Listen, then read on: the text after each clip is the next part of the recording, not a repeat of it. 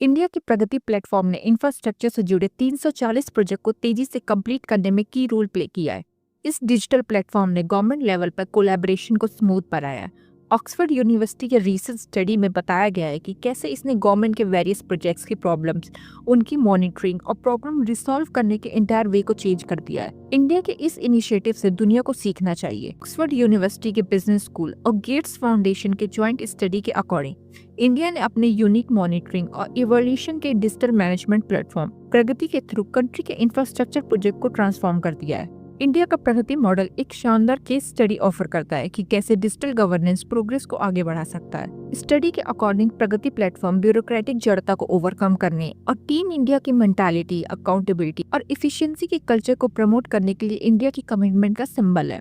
प्रगति platform ने central और state government के वेरियस डिपार्टमेंट को एक साथ एक ही प्लेटफॉर्म पर लाने का काम किया है। इस कोलैबोरेटिव अप्रोच से लैंड एक्विजिशन से लेकर इंटर मिनिस्ट्रियल कोऑर्डिनेशन तक इंफ्रास्ट्रक्चर डेवलपमेंट में कुछ मोस्ट कॉम्प्लेक्स चैलेंजेस को सॉल्व करने में काफी हेल्प मिली। प्राइम मिनिस्टर नरेंद्र मोदी ने ऑक्सफोर्ड यूनिवर्सिटी की तरफ से प्रगति को रिकॉग्निशन दिए जाने पर खुशी जाहिर की है। पीएम मोदी ने सोशल मीडिया पोस्ट में कहा कि उन्हें खुशी है कि प्रगति के इम्पैक्ट को ऑक्सफोर्ड बिजनेस स्कूल और गेट्स फाउंडेशन की स्टडी ने रिकॉग्नाइज किया। प्रगति टेक्नोलॉजी और गवर्नेंस के एक वंडरफुल ब्लेंड को रिप्रेजेंट करती है, जो यह इंश्योर करती है कि ऑब्स्टिकल को रिमूव किया जाए और प्रोजेक्ट्स को ऑन टाइम कंप्लीट किया जाए।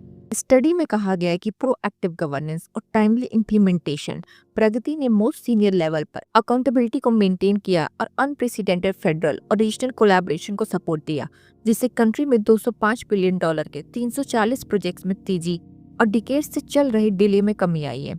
स्टडी में 340 प्रगति प्रोजेक्ट में से 8 को एग्जामिन किया गया, जिसमें असम में Bogibeel bridge, Jammu Udhampur Srinagar Baramulla rail link, Karnataka में बैंगलोर मेट्रो, ओडिशा में Hardaspur Pradeep rail connection initiative शामिल है। नोटेबल रोड प्रोजेक्ट्स में नेशनल हाईवे 8 का दहिसर सूरत सेक्शन और नेशनल हाईवे 2 का वाराणसी औरंगाबाद सेक्शन शामिल है। इसके अलावा इसने झारखंड में north Karanpura thermal power plant और महाराष्ट्र में नवी मुंबई एयरपोर्ट का असेसमेंट किया है। रिपोर्ट के ऑथर ऑक्सफोर्ड के सेंट बिजनेस स्कूल के डीन सौमित्रा दत्त ने कहा कि प्रगति इंडिया में कॉम्प्लेक्स इंफ्रास्ट्रक्चर प्रोजेक्ट के मैनेजमेंट में एक इवोल्यूशन को रिप्रेजेंट करता है।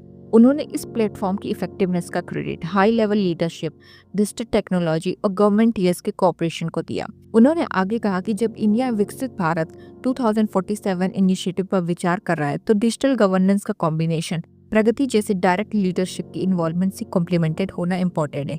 Digital data management, video conferencing और जियो स्पैटियल टेक्नोलॉजी को मिलाकर प्रगति को 2015 में प्राइम मिनिस्टर नरेंद्र मोदी द्वारा लॉन्च किया गया था, जिससे पीएम के डायरेक्ट ऑब्जर्वेशन में इंफ्रास्ट्रक्चर प्रोजेक्ट को तेजी से आगे बढ़ाने के लिए सेंट्रल और स्टेट ऑफिशियल को एक साथ लाकर कोलैबोरेशन तेज सक्षम किया जा सके। रिपोर्ट के अकॉर्डिंग प्रगति से पहले प्रोजेक्ट की डिलीवरी में 3 से 20 साल तक देरी होती थी, लेकिन इस प्लेटफॉर्म ने पीएम की लीडरशिप में monthly video conference, digital dashboard और ड्रोन मॉनिटरिंग से इसमें सिग्निफिकेंटली रिडक्शन हुआ है। फॉर एग्जाम्पल, बोगीबिल ब्रिज तो 10 साल से डिले था, प्रगति के इंटरवेंशन के बाद से केवल 3 साल में कंप्लीट हो गया।